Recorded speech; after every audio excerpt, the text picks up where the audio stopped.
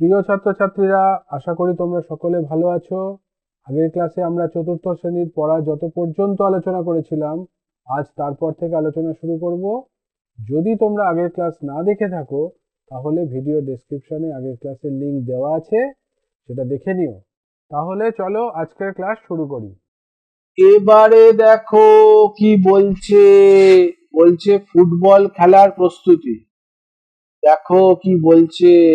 বলছে আজ রবিবার পাড়ার মাঠে ফুটবল খেলা হবে, তাই আমি আজ সকাল থেকে 260 মিনিট মাঠের কাজে ব্যস্ত ছিলাম।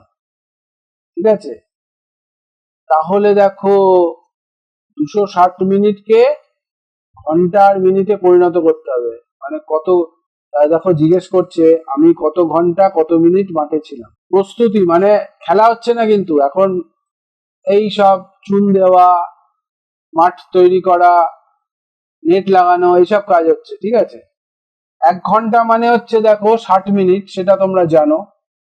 এখানে লিখে নাও 1 ঘন্টা মানে 60 মিনিট। এবার দেখো 260কে 60 দিয়ে ভাগ করতে হবে আমাদের, সোজা কথা।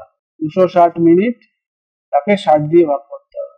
তাহলে দেখো 4 দিয়ে যদি 60কে গুণ করো, 4 শূন্য 0, 4 6 24। দেখো 260-এর থেকে 240 কম, আমাদের কম লিখতে হবে, বেশি লিখতে তো পারবো না। 5 দিয়ে যদি গুণ করতাম তাহলে 5 6 30, মানে 300 হয়ে যেত। 300 তো লিখতে পারবো না, তাহলে 4ই লিখতে হবে। তাহলে 4 ঘন্টা, 4 শূন্য 0, 4 6 24, 240 মিনিট হয়ে গেল। আর কত মিনিট বাকি আছে? 260-এর থেকে বিয়োগ করে দাও, 0 2, 20 মিনিট। তাহলে বলছে আমি 260 মিনিট মাঠে ছিলাম, সেটা আসলে হচ্ছে 4 ঘন্টা 20 মিনিট আমি মাঠের কাজে ব্যস্ত ছিলাম। এবার অন্য একটা পদ্ধতিতে করা যায়, এই 260কে 60 বিয়োগ করে করে দেখো কতবার বিয়োগ করা হচ্ছে। এখানে একবার বিয়োগ করা হচ্ছে, একবার। 60 বিয়োগ করে কত পাচ্ছি? 0, 6 থেকে 6 গেলে 0, 2। আবার 60 বিয়োগ করে 0, 20 থেকে 6 বিয়োগ করলে 14। এটা দুবার বিয়োগ হলো। 140-এর থেকে 60 বিয়োগ করলে 0, 14 থেকে 6 বিয়োগ করলে 8। আবার একে 60 বিয়োগ করলে, এটা 3বার হলো, এটা 4বার হলো। 60 বিয়োগ করলে হচ্ছে দেখো 0, 8-এর থেকে 6 গেলে 2। দেখো 4বার বিয়োগ করা মানে এটা ভাগফল 4, আর 20 হচ্ছে ভাগশেষ। দুভাবেই আমরা পেলাম 4 ঘন্টা 20 মিনিট। বোঝা গেল? এবারে দেখো বলছে নিজে করি।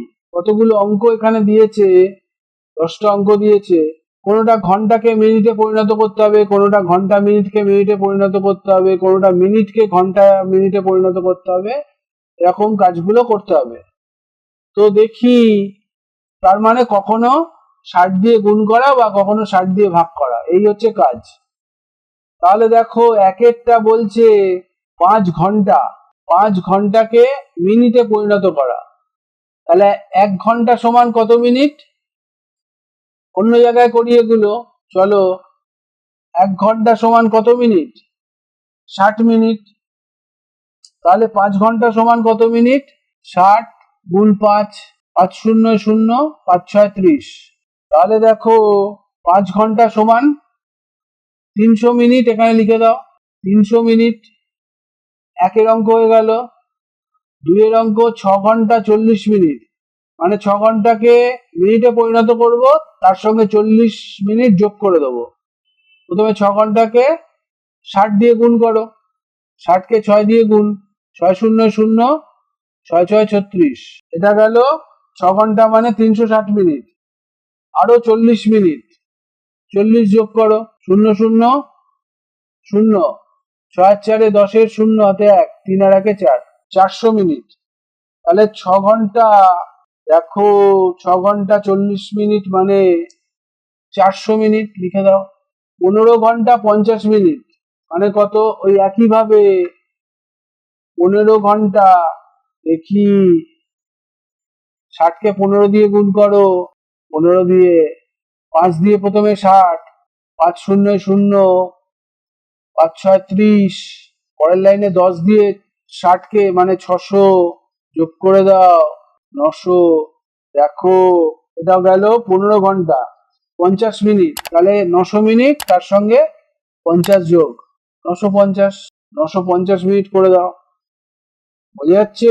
এখানে 950 লিখে দাও।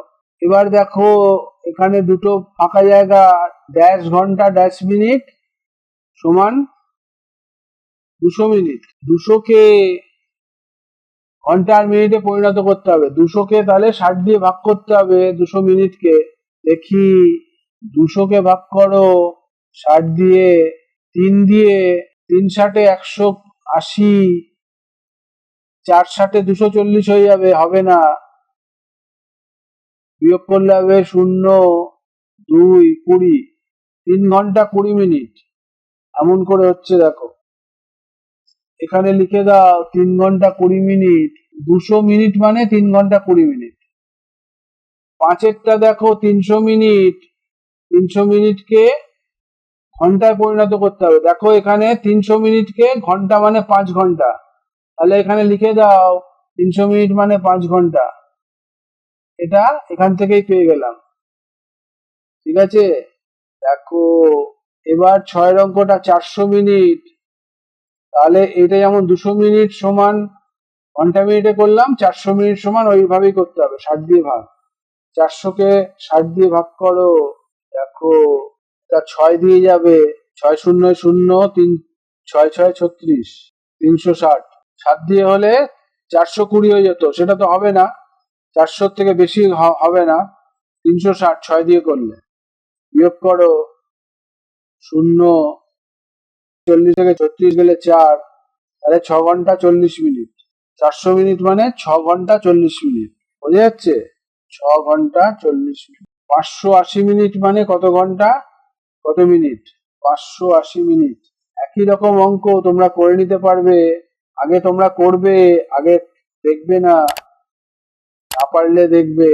580কে 60 দিয়ে ভাগ, দেখো 9 দিয়ে ভাগ চলে যাবে, 9 শূন্য শূন্য, 6 9 54, 6 10 60 হয়ে যাবে, মানে 600 হয়ে যাবে, সেটা হবে না। 9 ঘন্টা বিয়োগ করো 0, 8 থেকে 4 গেলে 4, 40 মিনিট। দেখো 580 মিনিট মানে 9 ঘন্টা 40 মিনিট। 1000 মিনিট মানে কত ঘন্টা কত মিনিট?